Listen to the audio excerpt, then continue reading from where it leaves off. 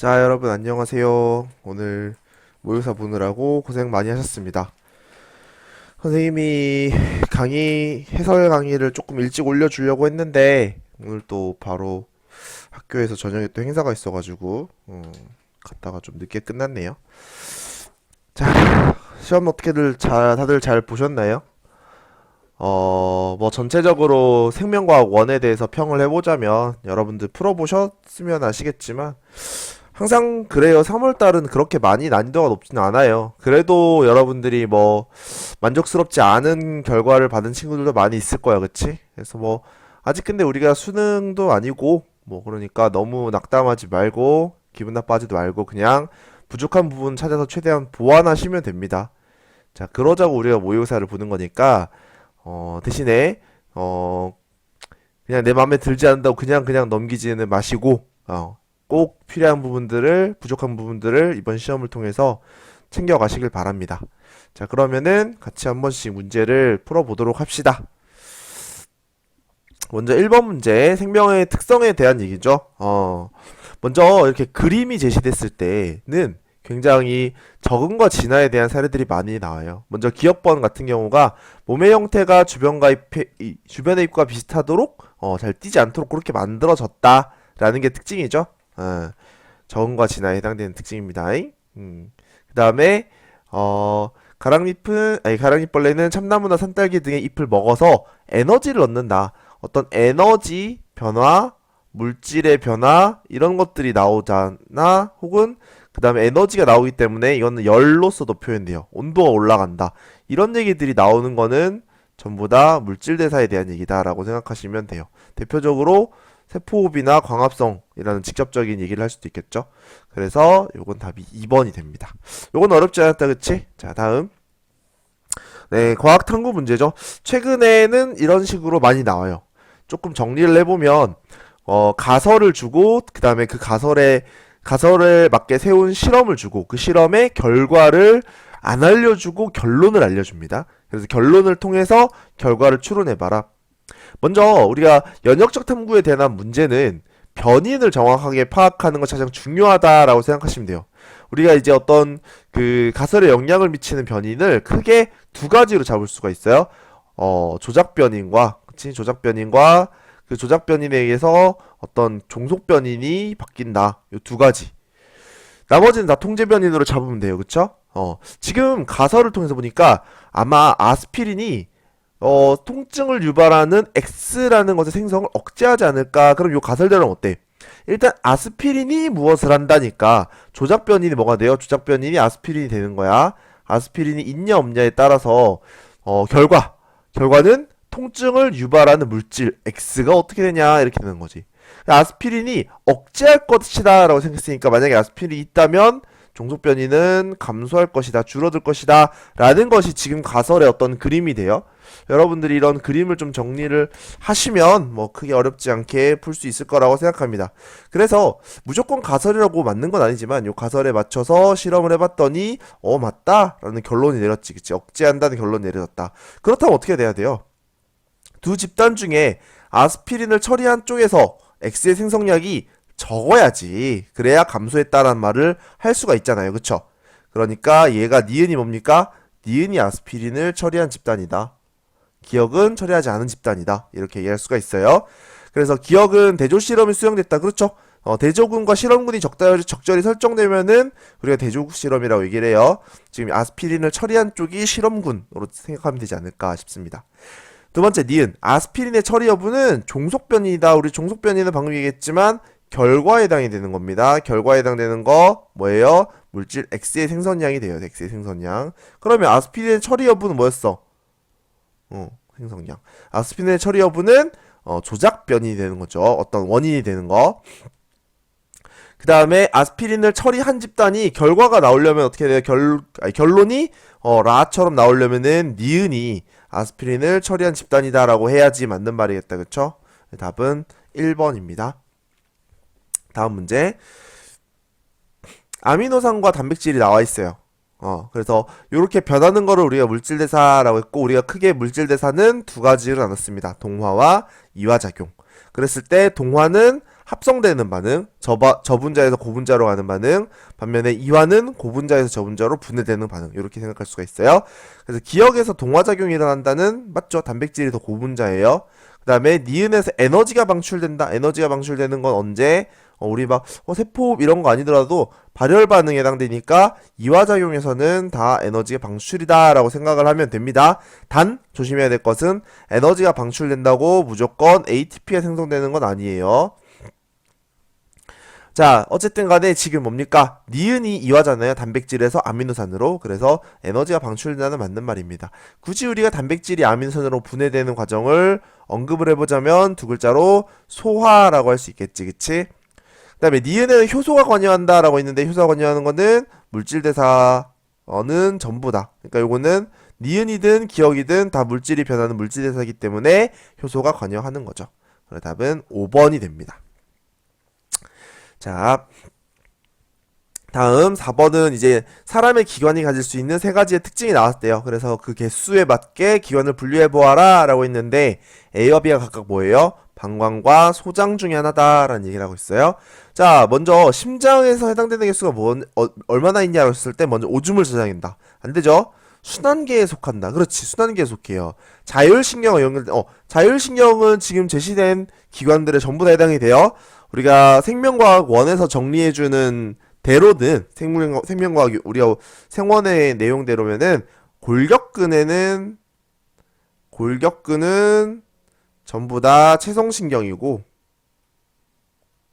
체성운동신경이고 연결된 게, 그 다음에 어떤 내장 기관들은 뭐 지금처럼 심장이니 소장이니 이런 것들은 전부 다 물론 이제 근육도 기관이지만 우리가 보통 부르는 기관이라는 내장 기관을 얘기할 때는 그때는 우리가 거의 대부분 자율신경이라고 생각합니다. 얘는 우리가 수의적으로 움직일 수 없기 때문에 자율신경이다라고 생각하면 돼요. 그러니까 자율신경과 연결된다는 심장에도 맞는 말이야. 심장 자율신경 안 배웠는데요? 그렇게 따로따로 배우지 않더라고요. 그쵸? 자, 그 다음에 A와 B가 되는데, 둘 중에 하나는 특징이 두 개고, 하나는 특징이 하나밖에 없대요. 자, 근데 방금 얘기했듯이 자율신경에 연결된다라는 거는, 방광과 소장도 다 해당이 됩니다. 자, 그러면, 방광은 어떻게 돼? 오줌을 저장한다도 되고, 순환계에 속하는 건 안 되고, 요거 되지. 그래서, 방광이 두 개가 돼야 돼요. 반면에 소장은 어떻습니까? 소장은 오줌 저장도 아니고요, 순환계도 아니에요. 하지만, 자율신경에 영향을 받는 것은 맞습니다. 그래서, 소장 하나밖에 없죠. 그러니까 여기서 성질이 두 개가 있는 A가 방광이 될 거고요. B가 소장이 될 거죠. 자, 그래서 기억은 1이다? 아니요. 기억은 두 개입니다. 그 다음에 A는 방광이다. 네, 두 개 해당되는 건 방광이 맞네요. 그 다음에 아미노산이 흡수된다? 영양분이 흡수되는 거는 소장에서 일하는 일이죠. 그래서 답은 4번입니다. 그 다음에 5번. 표는 사람에서 발생하는 세 가지의 질병의 특징을 나타낸 것입니다 라고 했어요. 먼저 결핵은 어떻습니까? 결핵은 세균병입니다. 그쵸? 이거는 기억을 해야 돼요. 그 다음에 페닐케톤 요증은 이거 가물가물한다 할 수 있는데, 얘는 어디서 배웠냐면 우리가 유전병입니다. 유전자 이상에서 열성으로 유전되는 병이다 라고 했죠. 그 다음에 후천적 면역 결핍증은 바이러스병이죠. 이것도 알아야 돼요, 당연히. 결핵은 세균성 질병이다. 네, 맞습니다. 그 다음에 유전병이다는 가에 해당된다. 맞아요. 그러니까 요런 선지가 나오는 것 때문에 혹시나 저 페닐케톤 요증이 기억 안 나는데요, 포기합시다 이렇게 하는 게 아니라, 어쨌든 페닐케톤 요증에 가라는 특징에 해당된다고 했으니까 일단은 가서 보세요. 그래서 지금처럼 어느 정도 힌트를 준단 말이야. 우리가 아무것도 모르는 상태에서는 유전병이라는 생각을 하기 쉽지 않지만, 지금처럼 유전병이냐? 라고 물어보면은 사실 생각하기 어렵지 않아요. 그러니까 이런 거는 잘 정리해주시고, 유전병이 맞습니다. 그 다음에 병원체는 사람 면역 결핍 바이러스다는 후천적 면역 결핍증에 해당되는 단어라고 할 수가 충분히 있죠. 그래서 답은 5번이 됩니다. 여기까지는 여러분들 틀리지 않았을 거라고 생각해요. 실수하지 마세요. 자, 6번. 이번에는 유전 문제가 나왔네요. 항상 서로 다른 종이라는 게 있으면 우리가 핵형 분석이라는 걸 통해서 교과서상에서 이건 알 수 있어요 라고 얘기하는 게 세 가지가 있어, 여러분. 그러니까 이런 거 알고 계세요. 하나는 종이 다르다라는 걸 구분할 수 있다고 했어요. 왜냐면 종이 다르면 염색체 개수가 기본적으로 다르고 개수가 달라도 또 이제 모양이나 크기가 다를 수 있단 말이지. 개수가 같아도. 그래서 종을 먼저 구분하셔야 되고요. 두 번째로는 성염색체에 따라서 성별을 구분할 수가 있죠. 그 다음에 교과서에 세 번째로 언급하는 것은 염색체 이상. 또 핵형 분석으로 볼 수 있는데 염색체 이상은 여기서는 나오면 너무 간단하기 때문에 잘 나오진 않습니다. 지금 돌연변이를 고려하지 않는다라고 했고요. 자, 그래서 얘는 종이 다르다라고 했기 때문에 그 종을 구분하는 게 항상 급선무야. 항상 무조건 1단계는 첫 번째 단계는 종을 구분하는 것. 근데 종은 보통 염색체 모양이나 개수로 구분하면 돼요. 근데 지금처럼 처음부터 개수가 다르다라고 있으면 사실 개수로 구하는 게 가장 쉽습니다. 그래서 A라는 동물의 세포는 2N이라면은 8이고 그러니까 N이라면은 4가 되겠죠. B라는 동물은 2N이라면 6이라고 우리가 볼 수 있는데 걔가 N이라고 하면은 3이라고 볼 수 있겠죠. 그러니까 요렇게 구분할 수 있어야 됩니다. 알겠죠? 자, 그래서 어쨌든 요렇게 개수에 해당되는 게 지금 딱 처음부터 제시됐기 때문에 가장 쉬운 것은 개수를 세는 게 가장 쉽습니다. 그래서 지금 가 같은 경우는 N은 3, N은 4 미안. 그 다음에 다는 2N은 6. 그 다음에 다도 N은 4. 그러니까 뭐예요?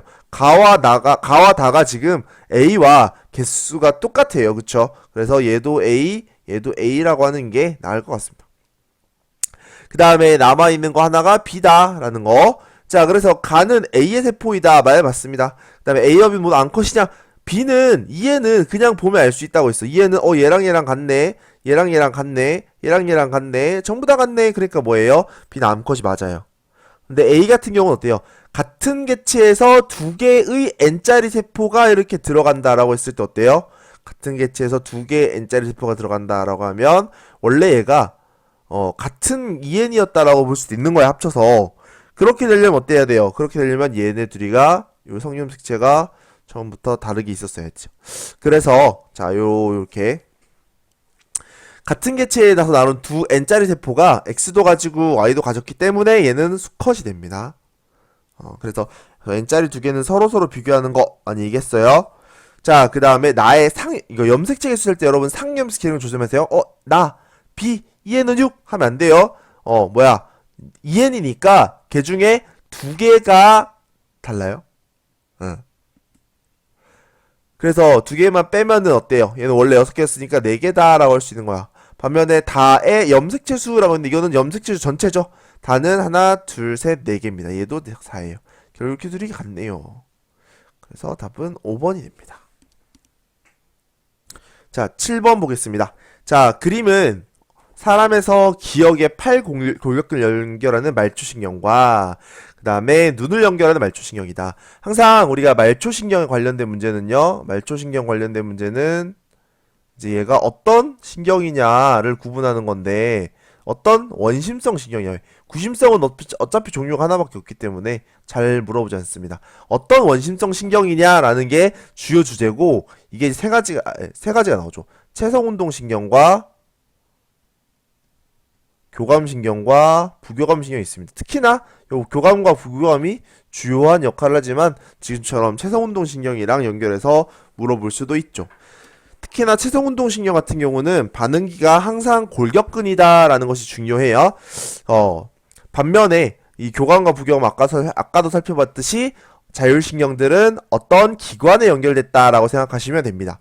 그래서 지금 골격근에 연결된 게 뭐냐라고 했을 때 골격근은 이제 명령 자체는 대뇌가 내리지만 그 명령이 드나드는 곳은 그냥 뇌신경 혹은 척수신경이라고만 생각하시면 돼요. 그래서 얘는 지금 둘 중에 하나가 골격근이 가능한 거는 척수가 있어서 그래서 기억이 척수신경입니다. 척수입니다. 척수. 그 다음에 눈에 연결되어 있으니까 니은이 누구예요? 니은이 중간뇌입니다. 자, 이렇게 되어 있어요. 자, 그래서 기억은 척수이다. 네, 맞아요.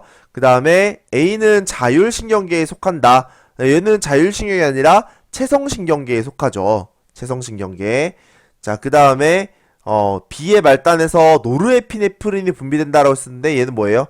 노르에피네프린은 교감신경 말단이야. 근데 얘는 어때요, 지금? 얘는 길고 짧으니까 부교감신경입니다. 부교감신경. 됐죠? 그래서 지금은 디귿도 잘못되었다. 7번에는 1번이 되겠습니다. 다음 8번. 자, 그림은 어떤 동물 2에는 4의 세포분열 과정이에요.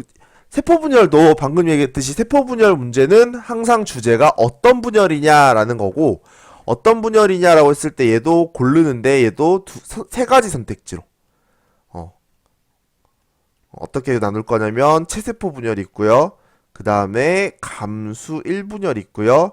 그 다음에 감수 2분열이 있어요. 그래서 이렇게 나눠가지고 생각을 하시면 됩니다. 지금은 얘가 요렇게 갈라지고 있으니까 후기인 것 같아. 근데 후기 중에서도 요런 모양으로 갈라지는 거. 먼저 핵상을 살펴보시면 되고요. 줄을 서 있는 방향을 한번 보세요. 지금 핵상은 이것과 이것이 똑같아. 혹은 이제 2에는 4였는데 염색체가 4개가 있으니 쌍이 있으니까요. 그래서 얘는 우리가 일단은 2n이다. 근데 2n인데 지금 나눠지는 게 염색 분체 분리가 일어나고 있어요. 2n인데 염색 분체의 분리가 일어나는 거는 또 그렇죠. 자, 그래서 지금은 체세포 분열입니다. 체세포 분열. 그 다음에 라지 A 스몰 A다 라고 했는데 여기 스몰 A 있으니까 얘 상동 염색체 니은에는 라지 A가 있을 수밖에 없죠. 자, 그래서 기억은 감수 분열 과정에서 감탄하지 않아요. 감수 분열에서는 2n이다 라고 하면 이 까만색과 하얀색이 서로 오른쪽 왼쪽 나란히 서야 되지. 그 다음에 기억에 뉴클레오솜이 있다. 여러분 이거 굉장히 오랜만에 듣죠. 뉴클레오솜이 뭐였냐면은 DNA와 뭐예요? DNA와 히스톤 단백질의 복합체를 우리가 뉴클레오솜이라고 얘기를 한다고 말이지. 근데 이거는 뭐 풀어지고 말고 하는 게 아니라 뭐 염색체로 응축됐다고 뭐 없어지고 하는 게 아니죠. 그쵸? 항상 뉴클레오솜으로 존재하는 거예요. 그래서 맞는 말이죠. 그 다음에 니은에는 A가 있다. 그렇지. 지금 라지 스몰 A인데 스몰 A가 위에 있기 때문에 밑에 대문자 A가 있어야겠죠. 그쵸? 그래서 답은 5번입니다. 그 다음에 9번 넘어갈게요. 다음은 병원체 X가 사람에 침입했을 때에 대한 방어작용에 대한 자료입니다. 라고 했어요. 자, X가 1차 침입했을 때 기역과 니은으로 비림프구가 기역과 니은으로 분화가 된대요. 이렇게 분화되는 거 뭐예요? 이렇게 분화될 수 있는 거 각각 기역세포랑 형질세포입니다. 뭐 이것만 봐서는 아직 누가 누군지 모르겠어요. 항원항체 반응 뭐 당연한 얘기고 항체가 만들어졌다는 얘기라고 볼 수 있을 것 같고요. 그 다음에 X가 또 들어왔을 때 2차 침입했을 때 자 순서가 중요해요. 기역이 니은으로 분화한다 라고 이렇게 매겨지면은 지금 요 후보가 둘 중에 하나인데 누가 돼요? 얘는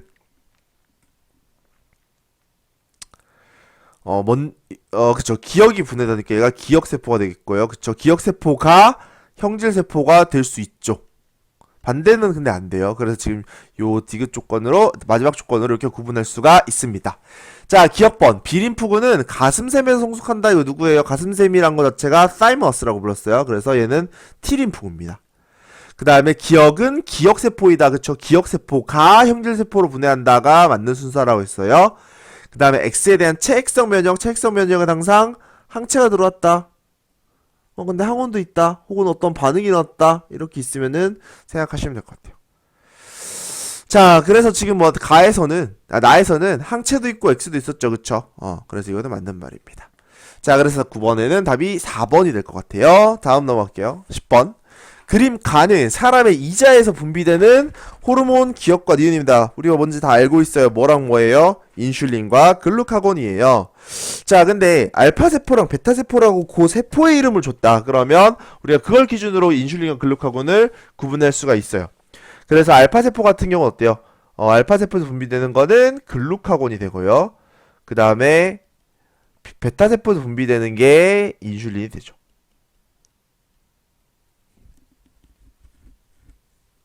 자, 그리고 이제 1번 과정과 2번 과정 혹은 물질 A와 B 이렇게 돼 있는데 어떻게 구분하냐? 근데 기억이라는 물질이 과정 1을 촉진한대. 과정 1이 뭐예요? A에서 B로 가는 게 1초인데 요거를 지금 이렇게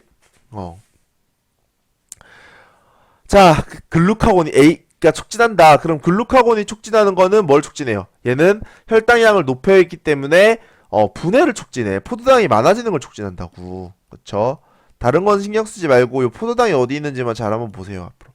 포도당이 이렇게 신경이 쓰여. 그쵸? 그러면 이 포도당이 만들어져야 혈당량이 높아진단 말이지. 그러니까 뭐가 분해돼? 글리코젠이 분해돼. 요게 기억이란 놈이 하는 짓거리다라는 거죠.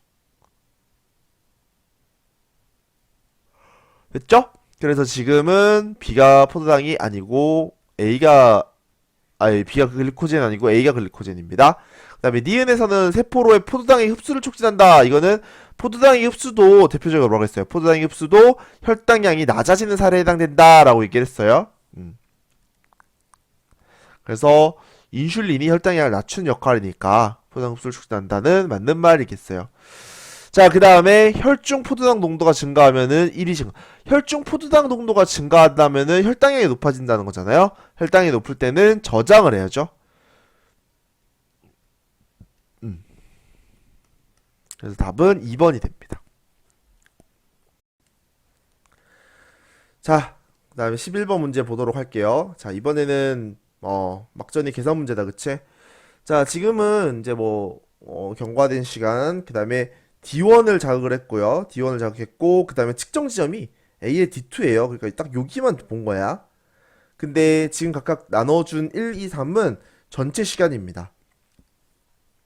자, 지금 항상 우리의 이런 유형의 가장 기본 컨셉은 전체의 시간이 일단은 이동을 하는데 걸리는 시간과 막전이 반응하는데 걸리는 시간으로 쪼개는 것이 중요하다라는 얘기를 했어요. 그쵸? 그랬을 때, 지금 전체 시간이 각각 3초와 4초와 5초로 구성이 되어 있단 말이지. 근데 또 이제 이동 시간과 관련된 거는 우리가 속도랑 지점, 거리랑 관련이 있는데 모든 지점이 A라는 뉴런이고 D1을 찔렀을 때 D2라는 지점이기 때문에 거리와 속도가 일정해요. 그래서 우리가 이동 시간이 다 항상 지금 일정한 상황이에요. 다 똑같은 이동 시간을 가져. 반면에 반응 시간이 다르겠다, 그치? 근데 반응 시간은 막전이랑 관련이 있어요. 먼저 1번은 3초, 얘는 2초. 그 다음에 마이너스 70은 이제 각각의 구간들이 지금 1초 차이가 나기 때문에 반응 시간도 1초 차이가 날 거야. 1초 차이가 날 건데요. 그래서 3초보다 더 길어서 4초거나 2초보다는 더 짧아서 1초인데 반응 시간 1초일 때는 막전이가 마이너스 70이 아니다, 그치? 즉 얘가 어쩌고저쩌고 4초다 올 수 있어요. 지금 전부 다 앞에 붙어야 되는 이동 시간이 같기 때문에 요게 조합돼가지고 543이 나오려면 여기 들어가야 되는 숫자는 얼마? 2가 돼야 되지. 그래서 2 더하기 1, 아니 미안해요. 미안해요. 2가 아니라 1이 나오죠. 1 더하기 2, 1 더하기 3, 1 더하기 4 이렇게 구성이 되면 될 것 같아. 그래서 여기에 반응이 1초인, 2초인, 어우 정신이 없네. 얘가 2번, 그 다음에 3초인, 얘가 1번, 반응 시간 4초인 애가 3번이다 이렇게 볼 수가 있겠어요. 그쵸? 자, 그러면은 우리가 또 알 수 있는 것은 거리는 주어져 있는데 지금 이동 시간을 아는 순간 뭘 구할 수 있냐면 A의 흥분전도 속도를 구할 수가 있어요.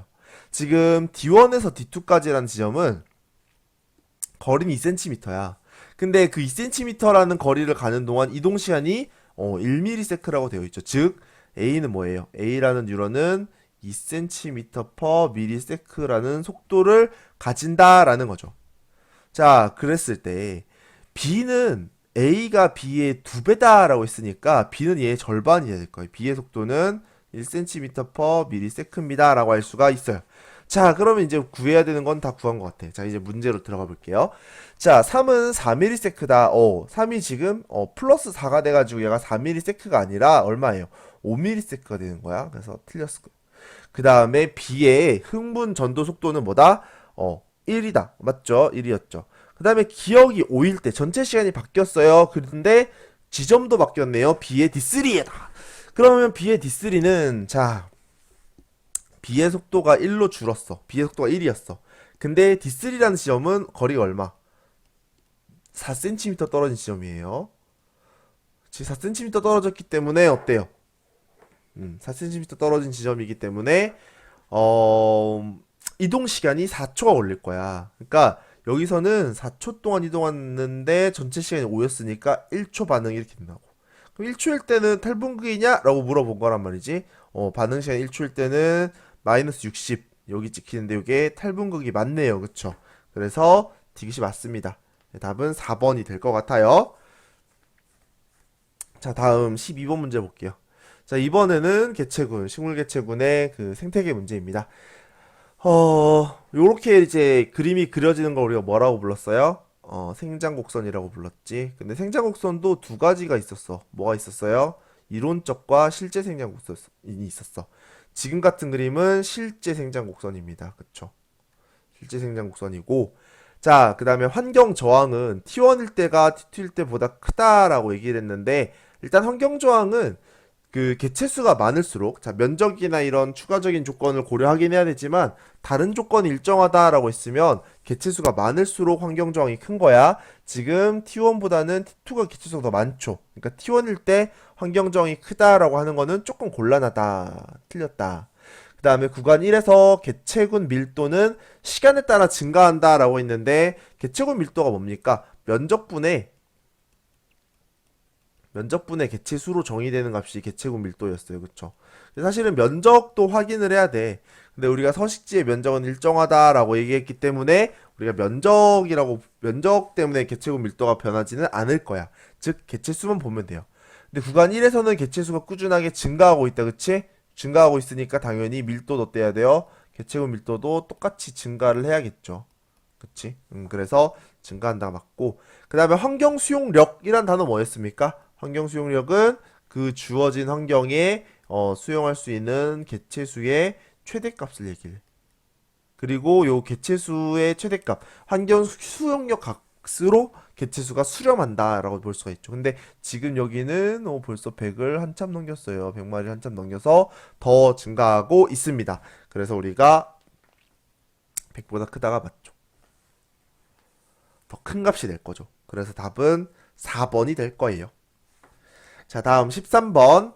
자, 표는 사람의 호르몬 기억에서 디귿을 분비하는 기관을 나타냈습니다. 각각 티록신, 에피네프린, 항인의 호르몬이 되어 있어요. 먼저 기억은 부신이네. 근데 저 중에 부신에서 나오는 거, 부신에서 속질에서 나오는 게 뭐였냐면은 에피네프린이죠. 그래서 기억이 에피네프린이 될 거야. 그 다음에, 갑상샘에서는 뭐가 나와요? 갑상샘에서는 티록신이 나왔죠. 갑상샘에서는 티록신이 나오고 그럼 남아있는 게 항인이 호르몬이다. 그치? 그래서 뇌하수체 어디에서? 뇌하수체 후엽에서 나오죠. 후엽에서 나오는 항인이 호르몬, 우리가 ADH라고 보통 나오죠. 항인이 호르몬 이렇게 있습니다. 그래서 우리가 순서대로 얘가 기억, 얘가 니은, 얘가 디귿이 되겠네요.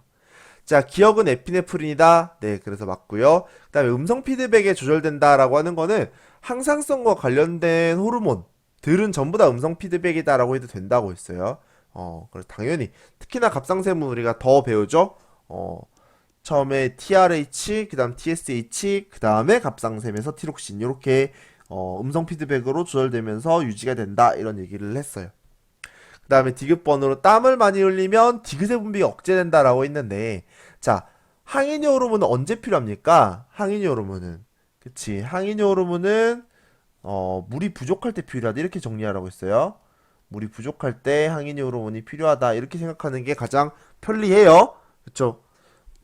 근데 땀을 많이 흘리면 뭡니까? 땀을 많이 흘리면은 우리 물이 부족해진 상황이야, 풍족해진 상황이야? 물이 부족해진 상황이지. 부족해진 상황이니까 ADH는 더 많이 나와서 물을 지켜야 돼. 그치? 그래서 디귿의 분비는 억제되는 게 아니라 촉진이 된다라고 해야 될 것 같아요. 그래서 13번의 답은 3번입니다. 다음. 자, 유전 문제예요. 자, 이번에는 라지 A와 일단은 한 사람 어떤 남자의 지원기 세포로부터 정자가 형성되는 과정에 나타나는 4개의 세포를 이렇게 나타냈어요. 근데 힌트는 대문자와 소문자의 합을 나타내었습니다. 자, 요거 굉장히 중요한 조건이에요. 자, 그랬을 때 지금 여기는 4번이라고 주어져 있으니까 이거는 이제 별개고 1번부터 3번까지를 찾아보면 자, 0이란 얘기는 이렇게 대문자와 소문자의 합은 항상 어떤 의미를 가지냐면은 고형질에 해당되는 유전자 전체 값, 전체 개수 이런 걸 해당된단 말이죠. 근데 지금 같은 경우는 이거는 A랑 스몰 a가 아이고 아예 없다라는 의미가 되는 거야.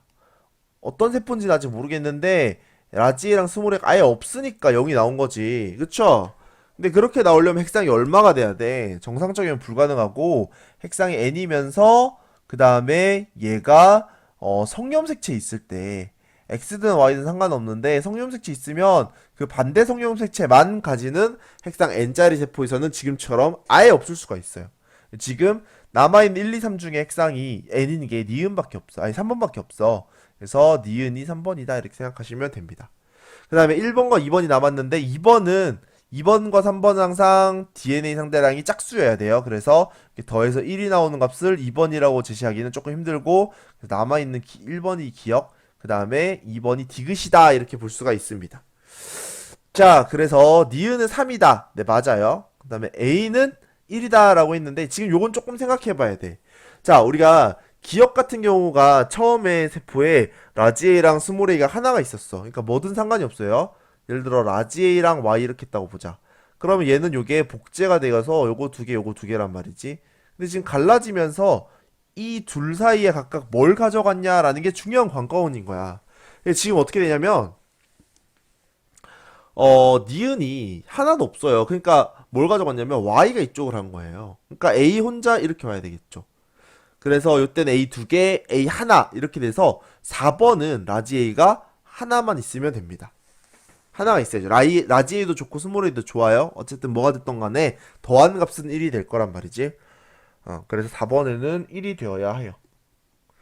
그 다음에 가해 유전자는 상염색체 있으면 아까처럼 아예 없는 케이스는 생길 수가 없어요. 그래서 얘는 성염색체가 될 겁니다. 네, 답은 기억과 니은이 되게 될 거예요. 자, 다음. 자, 이번에는 계산 문제예요.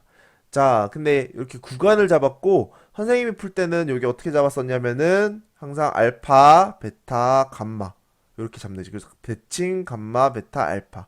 지금 기억과 니은이 주어져 있는데 기억이 베타, 니은이 알파 이렇게 잡으면 될 것 같아.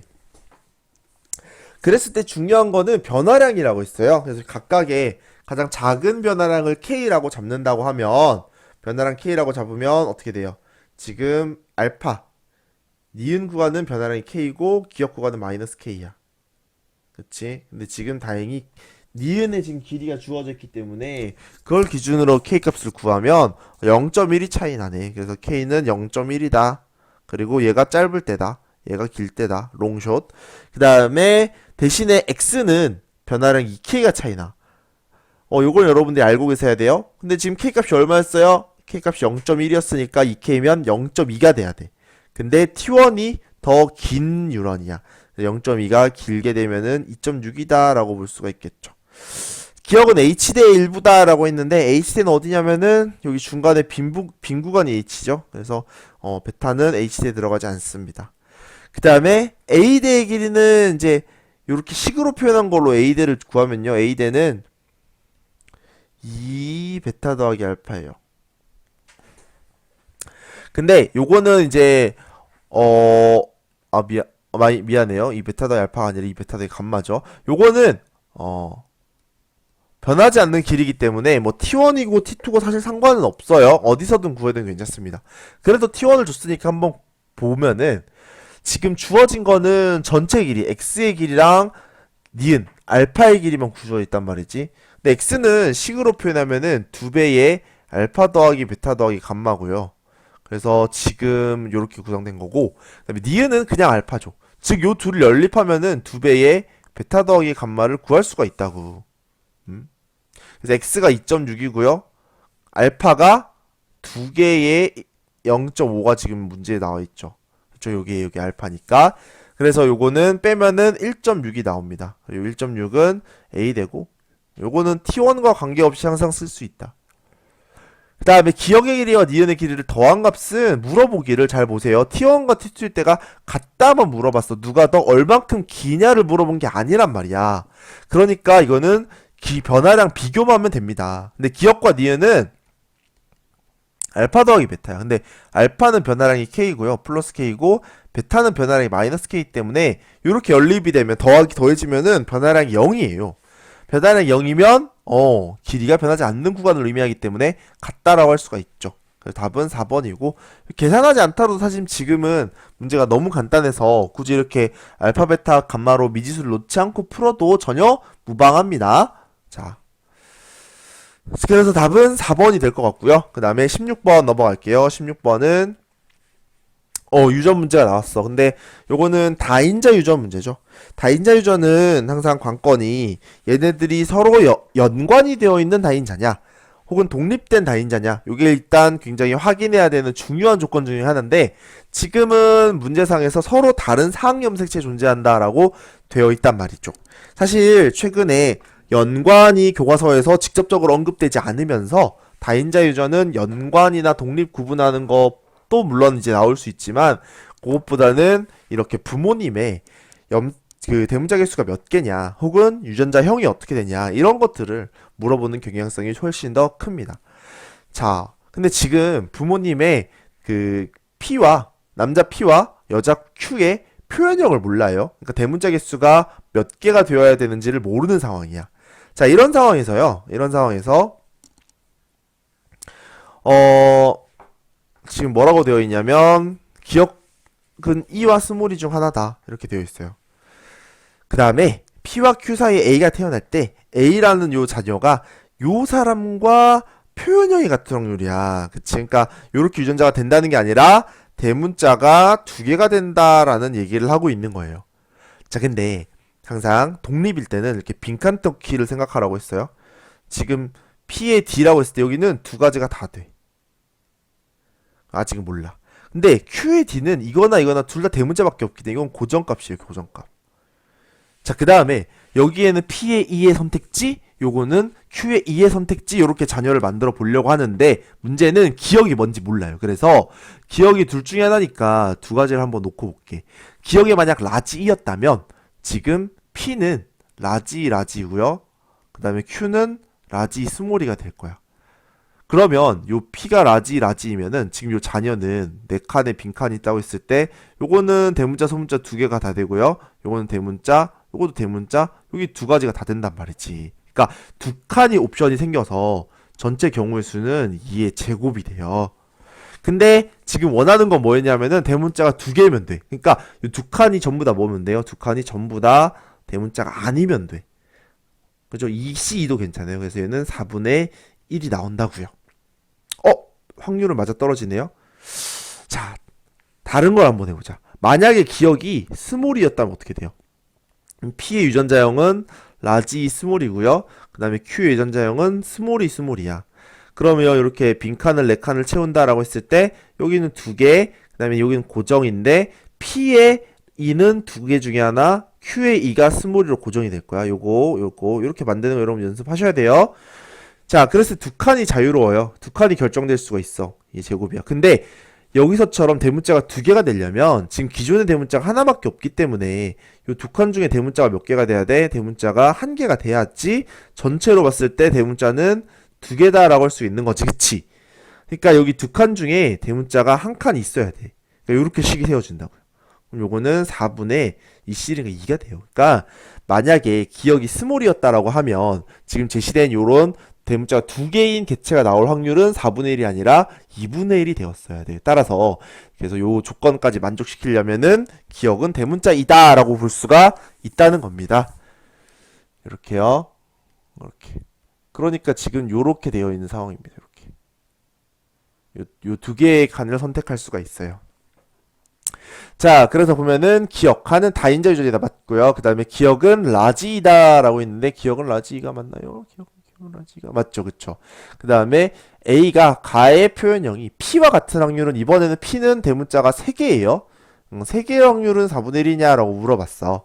마찬가지 두 칸이 비어있고 지금 두 칸은 대문자로 채워져 있으니까 그치, 두 칸을 선택을 해야 되는데 이번엔 두 칸 중에 한 칸만 대문자면 전체가 대문자 3개죠.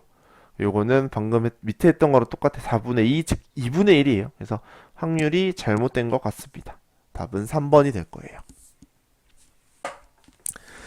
자, 그 다음에 17번 넘어가도록 할게요. 자, 대망의 17번 가계도죠. 근데 가계도도 전혀 어렵지 않았어. 전혀 어렵지 않았는데 여러분들이 조금 뭐 공부를 조금 한 친구들도 조금 생소할 수는 있었어요. 왜? 조건이 생각보다 없거든.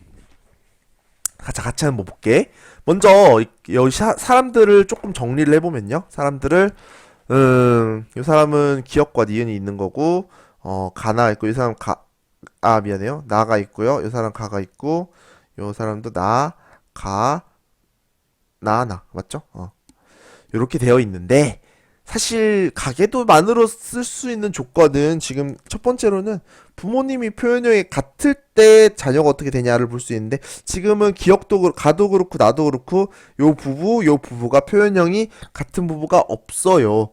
따라서 일단은 우열관계를 가리기가 쉽지 않습니다. 근데 둘 중에 하나는 우성이고 둘 중에 하나는 열성이다. 그다음에 둘 중에 하나는 상이고 둘 중에 하나는 X다. 이렇게 했다는 거는 둘 중에 누군가 하나가 결정되면 걔 때문에 다른 하나도 결정이 된다. 이런 의미가 될 것 같아요. 자, 근데 조건이 아무것도 없어. 이거 말고는. 자, 근데 여러분들 순수하게 가계도만으로 우리가 적용할 수 있는 조건은 두 가지가 있어요. 하나가 방금 했던 부모님한테서 표현형이 다른 자녀가 나오면 그 자녀의 표현형이 열성이다라는 게 하나가 있고요. 그 다음에 또 하나가 뭐가 있냐면 X형 색채에 나타나는 규칙. 우성이면 남자, 열성이면 여자. 그래서 지금 그걸 한번 활용해 볼게. 자, 어떻게 할 거냐면은 자, 가라는 게 병이 두 가지 중에 하나야. 그러니까 성염색체의 열성이거나 성염색체의 병이 우성이라고 생각을 해보자. 상염색체는 지금 우리가 확인할 수가 없으니까요. 그래서 성염색체 열성이면 어떻게 되냐면 여자가 병에 걸리면 남자도 반드시 병에 걸려야 돼. 여자가 병에 걸린 사람 있어요? 여기 있네요. 근데 남자 안 걸렸네요. 뭐야. 안 돼, 이거. 성염색체 열성일 순 없어. 하나라도 안 되는 케이스가 있으면 안 돼요. 두 번째, 그럼 성염색체 우성인가? 그럼 어떻게 돼요? 남자가 병에 걸리면 여자도 병에 걸려야 돼. 그래요? 여기 있네요. 남자가 병에 걸렸는데 여자가 병에 안 걸렸어요. 그럼 너도 안 되네. 그러니까 뭐야? 그러니까 성염색체 유전은 아예 해당이 안 된다는 얘기가 되는 거예요. 실제로 이렇게 찾는 거 종종 나오기 있습니다. 이렇게 그러니까 좀 더 아무것도 없을 때 우리가 보통 방금 했던 열성일 때 여자, 우성일 때 남자를 통해 찾는 거는 뭐라 그러지? 뭔가 우열이든 성상이든 하나가 결정돼서 딱 두 개가 남았을 때 선택하는 상황에서 그 조건을 많이 쓰게 되는데 지금 같은 경우는 그냥 네 가지 가능한 네 가지 케이스 중에 두 가지를 빡빡 날려버리는 그런 역할로 썼어요. 요것도 한번 잘 보세요. 그래서 근데 둘 중에 하나라고 했기 때문에 가가 상이라고 하는 순간 뭐예요? 가가 상이라는 순간 나는 자동으로 성염색체가 되는 거야. 이제 뭐가 남았지? 우열 관계가 남았어요. 근데 상염색체는 우열을 가릴 수가 없어. 그래서 지금은 우열을 가릴 수 있는 성염색체를 보자는 거야. 자, 나도 성염색체이면서 병이 열성이거나 성염색체이면서 병이 우성 둘 중에 하나일 거란 말이죠. 마찬가지 성염색체이고 열성이라고 가정하면 나에 걸린 여자를 한번 본다면 요 여자가 걸렸는데 위에 남자는 걸렸네. 문제 없어요. 요 여자가 걸리셨는데 위에 남자가 걸렸어. 문제 없어요. 문제가 별로 없네. 괜찮네. 다음 넘어갈게요. 성염색체 우성이라면 남자가 걸렸을 때 그 밑에 여자가 걸려야 돼. 남자가 기억이 미안해요. 나가 걸렸는데 여기 여자는 걸렸네요. 괜찮고 그다음에 남자가 걸렸는데 여기 여자가 안 걸렸어요. 그러니까 뭡니까? 성염색체 우성은 안 된다는 얘기야. 근데 분명히 얘가 성은 성이거든? 남은 게 뭐예요? 성염색체 열성이 있는 거다라는 거지. 이해됐어요? 이렇게 찾는 거야. 얘가 열성이니까 뭐야? 얘가 열성이니까 위에 가가 당연히 상염색체 우성이 되는 거야. 왜? 둘 중에 하나 우성이 둘 중에 하나 열성이라며. 열성이 나왔으니까. 요렇게 찾는 문제였습니다. 그래서 굉장히 심플한데 또 가장 심플한 도구를 여러분들이 사용하는데 조금 익숙하다 하면은 문제가 또 많이 어려웠을 수 있어요. 자, 잘 한번 정리해두세요. 가는 우성형질이다. 맞습니다. 그 다음에 나의 유전자는 상염색체에 있다. 나는 상염색체. 성이었죠, 성. 그 다음에 6과 7에서 아이가 태어날 때 이 아이에게서 가와 나가 모두 발현될 확률은 이거는 다른 염색체니까 가와 나를 따로따로 보아야 하죠. 그래서 가 같은 경우는 지금 6과 7에서 병이 상염색체고 우성이니까 일단 6번은 우성이야. 대신에 위에 정상인 열성이 있으니까 이렇게 가져야 되고 7번은 병이 없기 때문에 열성이야. 이렇게요. 그럼 여기에서 우성인 가가 태어날 확률은 일단 2분의 1이죠. 그쵸? 이건 안 해봐도 되죠.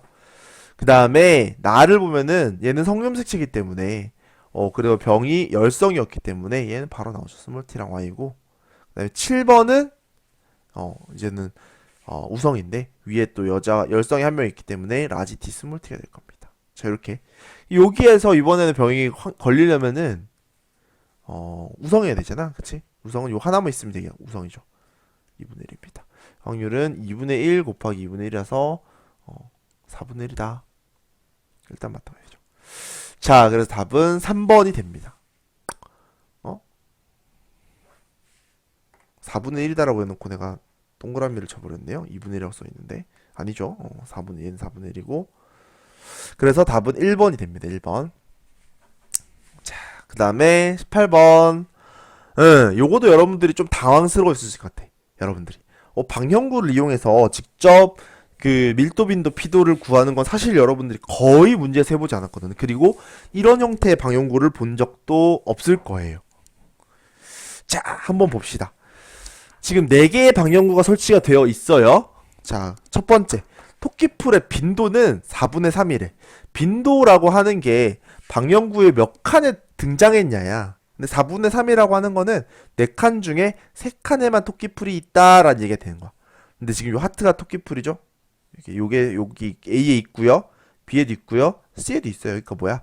4개 중에 4분의 3의 빈도를 가지려면 D에는 없어야 돼. 그래서 D에는 토끼풀이 없습니다. 질경이, 토끼풀, 강아지풀 이렇게 다 쓰자. 없어요. 그래야 4분의 3이 나와. 그 다음에 질경이의 밀도와 강아지풀의 밀도랑 같다는데 밀도라는 거는 앞에서도 잠깐 했지만 밀도라는 거는 면적분의 개체수야. 근데 지금은 질경이든 강아지풀이든 면적이 같단 말이죠. 같은 면적에서 지금 측정을 했단 말이지. 그래서 밀도가 같다는 얘기는 결국 개체수가 같다는 얘기입니다. 그 다음에 토끼풀의 밀도의 2배다라고 했는데 자 그래서 결국 이걸 구하려면은 개체수를 세봐라 라는 얘기인데 그럼 개체수를 다 알아야 되잖아요. 근데 D가 물음표이기 때문에 개체수를 몰라. 하지만 토끼풀의 빈도 구하면서 D에는 토끼풀이 없다는 걸 알았거든. 그래서 토끼풀부터 개체수를 세래. 그래서 토끼풀은 여기 하나, 둘, 셋, 넷, 5개. 지금 요 세 지역에 5개가 있어요. 그러면 질경이와 강아지풀은 2배 있어야 밀도가 2배다라고 할 수 있겠지. 질경이 10개, 강아지풀이 10개 있으려면 자 질경이 지금 몇 개입니까? 하나, 둘, 셋, 넷, 5, 6, 7개니까 여기에 3개가 있어야 돼. 강아지풀은 하나, 둘, 셋, 넷, 5, 6, 8, 9개가 있으니까 여기 하나가 있으면 총 10개가 될 거예요. 그래서 이렇게 지금 구성되어 있습니다. 그 다음에 중요치가 가장 큰 종은 질경이다 라고 했는데 우리가 중요치라고 하는 거는 어떻게 계산했습니까? 중요치라고 하는 거는 상대 밀도와 상대 빈도와 상대 피도를 모두 더한 값이야. 그죠? 요 값이 가장 큰 종을 우리가 뭐라고 해요? 우점종이다 이렇게 얘기하는 것 같거든. 근데 여기서는 질경이가 우점종이에요. 질경이 요 합이 가장 크다는 얘기죠. 자, D에는 질경이가 있다. 네, 있어야 요 10마리가 맞춰져요. 그 다음에 토끼풀의 상대 밀도는 20%다. 상대 밀도는 전체 개체수 분의 고놈의 개체수야. 전체 개체수가 지금 15였으니까 전체 개체수 25개 중에 토끼풀은 몇 개? 5개다. 그 다음에 퍼센트 필요하니까 곱하기 100을 하면 얘는 어떻게 돼요? 5분의 1이니까 20%가 맞네요. 그렇죠? 그 다음에 상대 피도는 질경이가 크다. 어떻게 알아요? 근데 봐봐요. 여기는 사실 피도는 문제에서 제시되지 않으면 구하기가 어려워요. 근데 지금 잘 보면은 질경이는 중요치가 가장 크다고 했어. 근데 상대 밀도는 면적이 같다면 개체수에 의해서 결정이 된단 말이지. 근데 질경이랑 강아지풀이 개체수가 같으니까 10마리 10마리로 밀도 같아. 그다음에 상대 피도는 몇 칸에 나오냐 이건데 지금 둘 다 네 칸에 다 나오니까 얘도 같아. 결국 뭐야? 중요치가 결정되는 거는 상대 빈도에 따라 결정된다는 거예요. 그리고 중요치가 가장 큰 종이 질경이라는 거는 요 상대 빈도가 뭐란 얘기야? 상대 빈도가 지금 말했던 미안해요. 상대 피도가 가장 크기 때문에 우리가 여기서 계산할 수 없었던 상대 피도가 가장 크기 때문에 얘가 우점종이다 라는 얘기를 할 수 있는 거야. 그래서 질경이 우점종이 되려면 중요치가 가장 큰 종이 되려면 상대 피도가 남들보다 커야지만 하죠. 나머지는 다 똑같으니까. 그래서 구체적으로 계산할 수는 없지만 그래 얘가 더 크구나라는 건 알 수 있는 거지. 그죠? 그렇게 해서 맞는 말입니다. 답은 5번이 될 것 같아요. 요거는 조금 한번 살펴볼 필요는 있을 것 같아. 자, 다음 19번 문제 보도록 할게요. 자, 19번 문제는 돌연변이 문제입니다. 자, 근데 여러분들 뭐 기출 풀어본 친구들한테서 기출 가지고 돌연변이 비분리 공부를 조금 한 친구들은 뭐 크게 어렵지 않게 풀지 않았나 싶을 정도로 좀 쉽게 나온 문제였는데 어떤지 모르겠네요. 자, 이렇게 있는데 지금 자녀 3번이 이 친구가 약간 뭔가 지금 문제가 있는 비정상적으로 태어난 비분리에 일어난 이란 아이죠. 그랬을 때 나머지 친구들은 정상이고 항상 이런 비분리 문제들 혹은 돌연변이 문제들은 원래 기존의 부모한테서 나오지 못하는 표현형 혹은 유전자형을 가지는 자녀가 태어났습니다 라는 게 기본적인 컨셉이기 때문에 그래서 그 부모님한테서 부모님의 유전자형을 알 필요가 있죠. 근데 그때 정상적인 자녀들을 많이 활용을 하게 돼. 근데 지금 같은 경우는요, X염색체 있다라고 했으니까 일단 어디서부터 출발을 해야 되냐? 남자들부터 출발해야 돼요.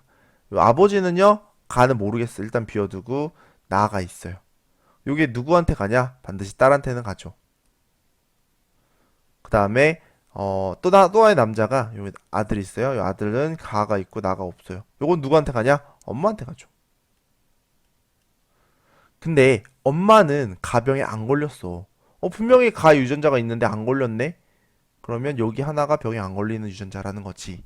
그리고 둘 다 있는데도 불구하고 병에 안 걸린다는 거는 가라는 거는 열성이다라는 걸 볼 수 있지. 유전자가 분명히 있는데 겉으로 안 걸렸잖아, 그치? 자, 그 나머지를 좀 살펴보고. 근데 이제 가가 열성이 된다. 우리가 항상 유전자형을 따라갈 때 그 성염색체 같은 경우는 남자부터 따라가는 게 맞지만 또 하나의 관건은 열성부터 찾는 게 있어요. 이렇게 하고 보니까 요 여자 1번 자녀 1의 가가 이렇게 돼요. 발현이 돼요. 열성이에요. 그러니까 열성이란 얘기는 뭡니까? 얘가 둘 다 동형으로 가지고 있다는 얘기야. 그치? 동형 가지고 있다는 얘기야. 요렇게 됩니다. 그러면은 요렇게 된다는 거는 엄마한테 이쪽을 받았다는 얘기잖아. 근데 엄마한테 하나는 기억이 있고 하나는 없어요. 그러니까 엄마한테 기억이 있는 걸 분명히 받은 거야. 그러니까 밑에 나도 여기엔 없어요. 이렇게 가지고 있는데 근데 지금 요 자녀 1의 표현이라고 보니까 나가 있어요. 그러니까 뭐예요? 뭐예요? 지금 나가 우성이라는 거지. 두 개가 섞여 있는데 겉으로 드러난 거는 병에 걸렸다잖아. 그치? 그래서 나가 우성이다 이런 얘기가 돼요. 이해되셨습니까? 아. 그럼 요게 지금 아빠한테 졌으니까 아빠한테 기억 니은이 있고요.